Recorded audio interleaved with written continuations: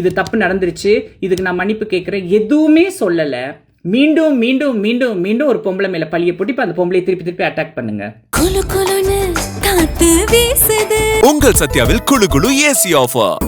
சத்யா ஆச்சி மசாலா. எந்த சமையலும் ருசி தேடும் ரகசியம். 20 ரூபாய்.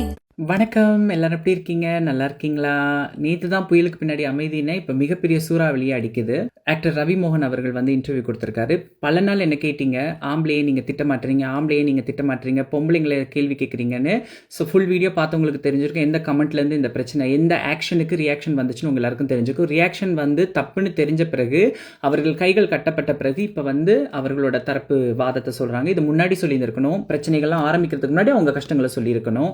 மேடைகள் வந்து பப்ளிக்கா அப்பியரன்ஸ் பண்றதுக்கு முன்னாடி அவங்க கஷ்டங்களை சொல்லியிருக்கணும். ஆனால் இப்போ வந்து சொல்றாங்க அவங்க கஷ்டத்தை அவங்க சொல்றது மேட்டர் இல்லை. ஆனால் இதுல வந்து தேவையில்லாம கேள்வி கேட்டவங்களையும் ஒரு தவறு நடந்ததை சுட்டி காட்டினவங்களையும் வந்து தவறானவர்கள், இவர்கள் கெட்டவர்கள் அப்படின்னு கை வச்சு காட்டுறீங்க தெரியுமா, புள்ளின்னு கை வச்சு காட்டுறீங்க தெரியுமா, அதுன்னு சொல்றீங்களா? அக்ரினைல ஒரு திருநங்கைய அதுன்னு நீங்க சொல்றீங்க, சரியா?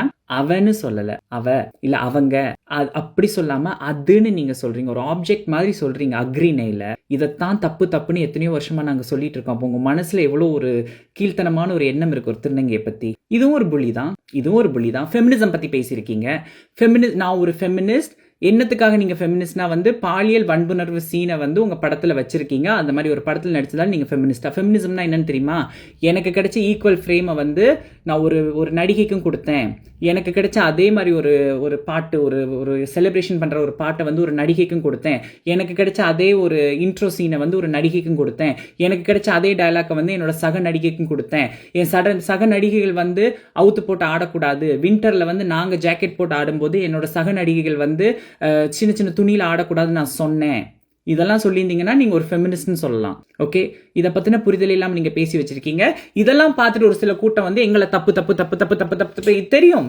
இதுக்கு தான் நாங்க வந்து ஆம்பளை பத்தி பேசுறது இல்லை. ஆம்பளை பத்தி பேசிட்டோம்னு வைங்க, ஆம்பளை கண்ணீர் வடிச்சிட்டா இந்த உலகமே அப்படியே இறங்கிரும். என்னது மென்ஸ் வேர்ல்ட், புரியுதா? உங்களுக்கு பிரச்சனை இருந்திருந்தா இவ்வளவு நாளா அந்த பிரச்சனை நீங்க சொல்லியிருந்துக்கலாம். இதுதான் எங்க பிரச்சனை, இதுதான் எங்க பிரச்சனைன்னு சொல்லியிருந்தா அந்த பிரச்சனையோடய டீல் பண்ணிட்டு எல்லாத்தையும் முடிச்சுட்டு, ஒரு பிரச்சனை உள்ள மனுஷன் எல்லாத்தையும் முடிச்சுட்டு அடுத்த விஷயத்துக்கு போவான். நீங்க தான் மெம்மேலும் மெம்மேலும் மெம்மேலும் மெம்மேலும் மெம்மேலும் மெம்மேலும் பிரச்சனையை மேல மேல மேல மேல அடிக்கிட்டே போனீங்க. அடிக்கிட்டு போனது மட்டும் இல்லாம குங்குமம் வைக்கிற மாதிரி மேடையில குங்குமம் வைக்கிற சீன்லாம் வச்சிங்க, அவங்களுக்கு எல்லாமே பண்ணீங்க. அதெல்லாம் நாங்க கேள்வியே கேட்கல. எங்களோட கேள்வி எங்க இருந்ததுன்னா, எதற்கு முன்னாள் மனைவியை இழிவுபடுத்தினாங்க அதைத்தான் கேட்டோம்.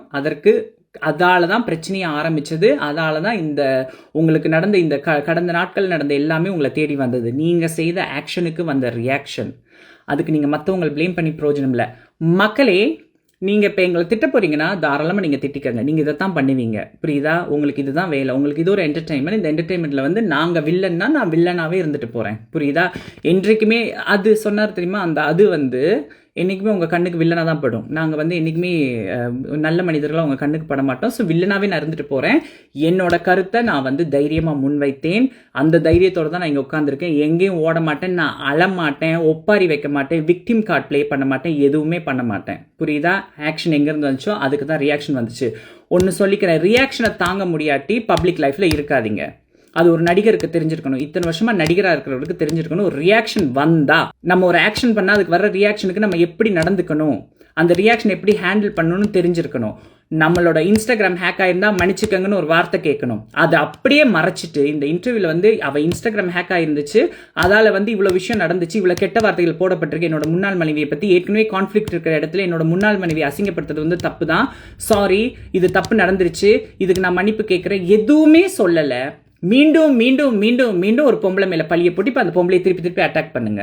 இன்னைக்கு தான் நீங்க குழந்தைய பத்தி பேசியிருக்கீங்க. அந்த குழந்தைங்களும் இந்த அட்டாக் இப்போ வாங்க தான் போறாங்க. ஏன்னா அவங்க அம்மா அட்டாக் பண்ண போது குழந்தைங்க தான் அட்டாக். அது உங்களோட பிரச்சனை, உங்களோட பிரைவேட் பிரச்சனை, நீங்க பாத்துக்கங்க. இப்ப என்ன அதுன்னு சொன்னது மட்டும் இல்லாம என்ன புலி நீங்க இழுத்து விட்டபடியா நான் இந்த கேள்வியை கேட்டு தான் ஆவேன். நீங்க ஃபேஸ் பண்ண போறீங்க, எல்லாரையும் ஃபேஸ் பண்ண போறீங்க, வாங்க என்னையும் ஃபேஸ் பண்ணுங்க. நான் இங்க தான் உட்காந்துருக்கேன், எங்கேயுமே ஓட மாட்டேன். உங்க காதலி மாதிரி, அவளை பொறுத்த வரைக்கும் நீங்க ஃப்ரெண்டு, உங்களை பொறுத்த வரைக்கும் அவ காதலி, என்னென்னமோ சொல்லிக்கங்க, எல்லாரையும் போட்டு பைத்தியமாக்குங்க. நான் பைத்தியமாக முடியாது. உங்களை மாதிரி நான் வந்து மூட் அப்படி ஏத்தி எல்லாம் இறக்கலாம் பேச மாட்டேன், அள்ள மாட்டேன், கத்த மாட்டேன். நான் நார்மலா தான் பேசிட்டு இருக்கேன். நான் இங்க தான் இருப்பேன். என்ன நீங்க புலின்னு சொன்னாலும் பரவாயில்ல, இதைத்தான் சொல்லி சொல்லி வாய்ப்பூட்டு, எந்த கருத்தை சொன்னாலுமே வாய்ப்பூட்டுக்கு ஏதாவது ஒன்று கொண்டு வருவீங்கன்னா இங்க தான் உட்கார்ந்துருப்பேன். உங்களால என்ன பண்ண முடியும்னு பார்ப்போம்.